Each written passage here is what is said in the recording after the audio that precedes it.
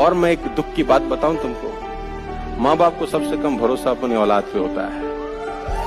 ये दुख की बात है, ये बुरा ना मानना। पड़ोसी की औलाद पे हो जाएगा, अपनी पे तो कतई नहीं होता। बच्चा बोल दे पापा I want to become an IAS officer, बाप बोलेगा तू, तेरा बाप बना आज तक, तू बनेगा, चल बे। सबसे ज्यादा झंड बच्चों की घर में ही होती है।